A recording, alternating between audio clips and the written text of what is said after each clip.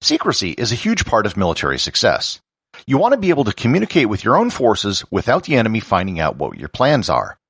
As America entered World War II, they were in need of a method of communication that couldn't be cracked by Germany or Japan. They found the answer they were looking for in the languages of Native Americans. Learn more about Navajo Code Talkers and other Native American languages used in World War II on this episode of Everything Everywhere Daily.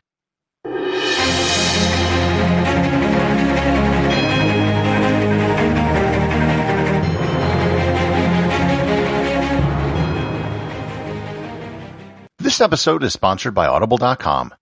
My audiobook recommendation today is Code Talker, the first and only memoir by one of the original Navajo Code Talkers of World War II, by Chester Nez and Judith Shees Avila. His name wasn't Chester Nez. That was the English name he was assigned in kindergarten.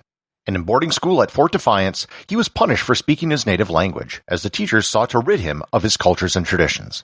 But discrimination didn't stop Chester from answering the call to defend his country after Pearl Harbor. For the Navajo have always been warriors, and his upbringing on a New Mexico reservation gave him the strength, both physical and mental, to excel as a Marine.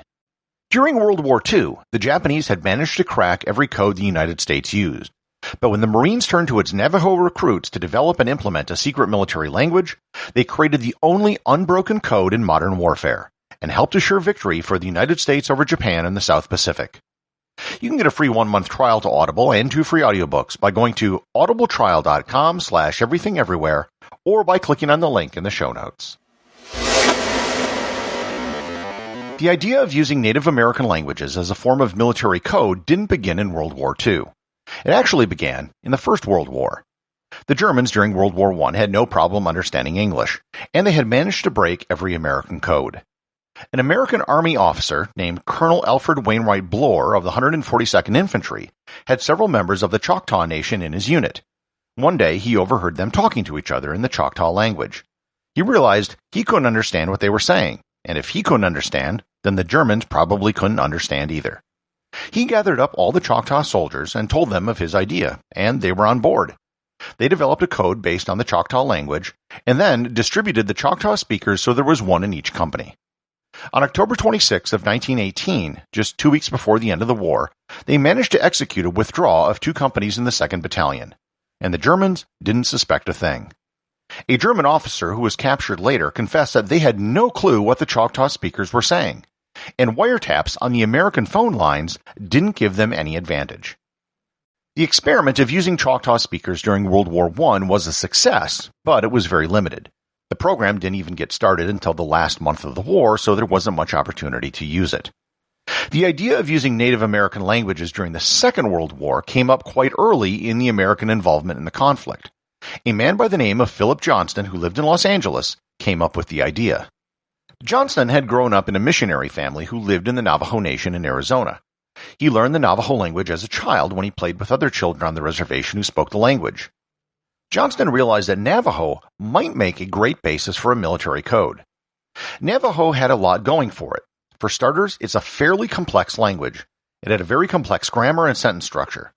Second, Navajo can't be understood by any other Native American groups. Even the closest related native languages can't understand Navajo. Third, Navajo wasn't well studied or known beyond the Navajo Nation.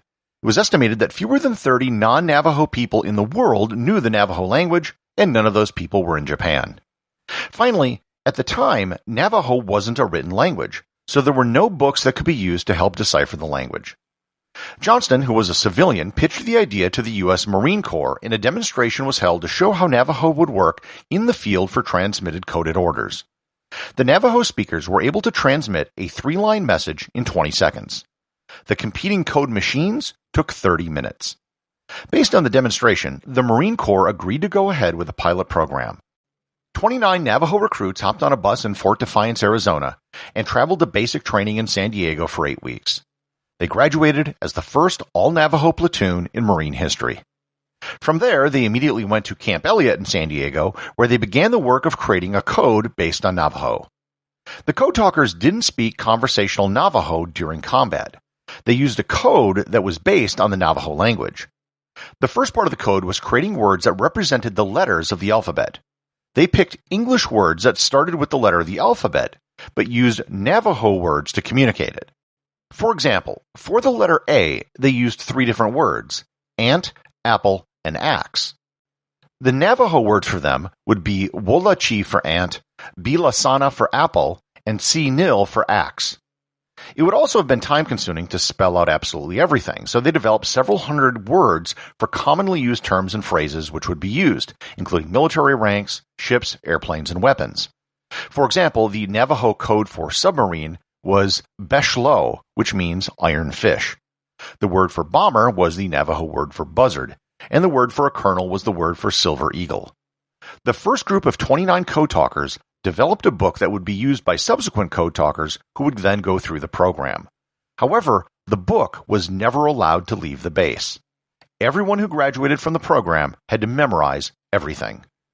The end result was that even if a native Navajo speaker were to overhear 2 code talkers speaking, they would only hear a collection of words that wouldn't make any sense because they weren't actual sentences. The decision was made to only use the Navajo code talkers in the Pacific theater. While in the Pacific, they proved vital in almost every battle. At Guadalcanal, Peleliu, Guam, Iwo Jima, and Saipan, the Navajo code talkers were vital in every battle. At Iwo Jima, 6 code talkers worked non-stop for over 48 hours at the start of the battle, transmitting 800 messages. Major Howard Connor, head of the 5th Marine Division Signal Corps, said, quote, "Were it not for the Navajos, the Marines would never have taken Iwo Jima." Unquote. Eventually, the code talkers had to be assigned a personal guard. The initial reason for the guard was to protect the code talkers from other American soldiers. There were several cases where they were thought to be Japanese spies. The second reason for the guards was to ensure that the code talkers would never fall into enemy hands. Their instructions were to shoot the code talkers rather than let them be captured, but thankfully, that never happened. In total, there were over 400 Navajo who served as code talkers. They continued to be used during the Korean conflict, and the program was eventually phased out in the early 1960s. During that time, the entire program was considered secret, and none of the code talkers could talk about their service in the war. The program was finally declassified in 1968. Recognition of the code talkers was belated but eventually acknowledged. In 1982, President Ronald Reagan named August 14th of 1982 as Navajo Code Talkers Day and issued the code talkers a certificate of recognition. In 2000, President Bill Clinton signed a law that awarded the Congressional Gold Medal to the original 29 code talkers and silver medals to the other code talkers. Arizona has created a state holiday, and there are plans for the creation of a Code Talker Museum.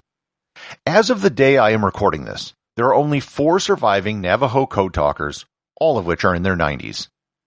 Before I close, I should note that while Navajo Code Talkers were the largest and best-known group of code talkers from World War II, they were not the only tribe that had code talkers.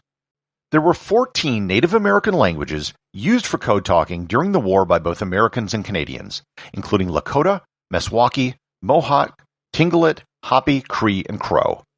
Most notably, 14 Comanche code talkers were used on D-Day during the invasion of Normandy.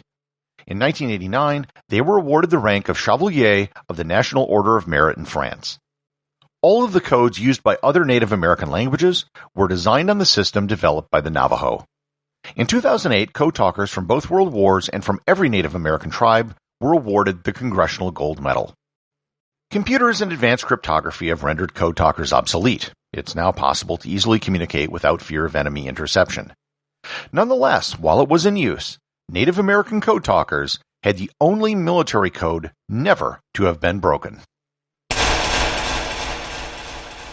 The associate producers of Everything Everywhere Daily are Peter Bennett and Thor Thomsen. If you'd like to support the show, please join the list of patrons over at patreon.com. And also remember, if you leave a review or send me a question, you too can have it read on the show.